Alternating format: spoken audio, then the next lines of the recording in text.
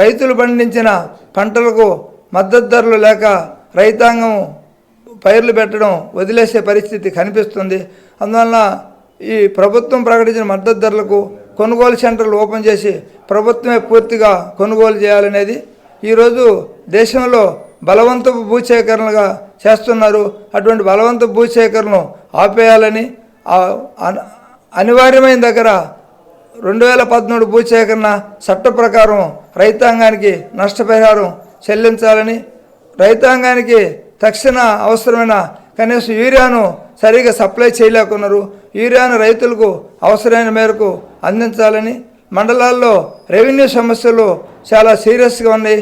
అందువల్ల రెవెన్యూ సమస్యల మీద ప్రభుత్వం వెంటనే స్పందించి పనిచేయాలని, అనేక రైతాంగ సమస్యల మీద ఈ మహాసభ తీర్మానం చేసింది.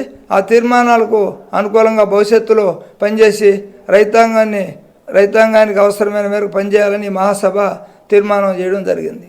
ఫస్ట్ విడతగా ఇప్పుడు నార్లు పోసుకునే టైం దగ్గరికి వచ్చింది. అందరూ నా విత్తనాలకి సిద్ధపడతా ఉన్నారు. నీళ్లు అనేది కూడా ముఖ్యం అవసరం. ఆ నీళ్లు ఇప్పుడు సోమశల్లో ఫుల్గా ఉన్నాయి.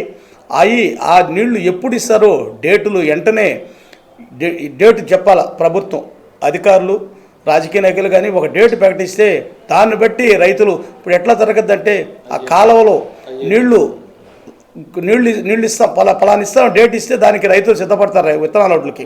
అట్లా కాకుండా ఇప్పుడు కాలువ వస్తుందని నార్లు పోసారనుకో తీరా నారాతలు అయిపోయేలా కాలువ కట్టేస్తారు. ఎందుకంటే చివరి ఆయకట్టుకి నీళ్లు అందలేదు, పూడికి తీయాలంటారు. ఆట మిషన్లు పెట్టి కలిపెట్టి నీళ్లు ఎత్తేస్తారు వాళ్ళ బిల్లుల కోసం. అది ఒక తంతు అయిపోయింది. ఏ గవర్నమెంట్ వచ్చినా, అది ఏ గవర్నమెంట్ అయినా ఒకే టాన్లో గుడ్డలయ్యి. దాన్ని ఏంటంటే అట్లా కాకుండా ముందు ఒక డేట్ పెట్టి ఆ డేట్ ప్రకారం నీళ్ళు ఇవ్వాలనేది మా యొక్క రైతు సంఘం డిమాండు.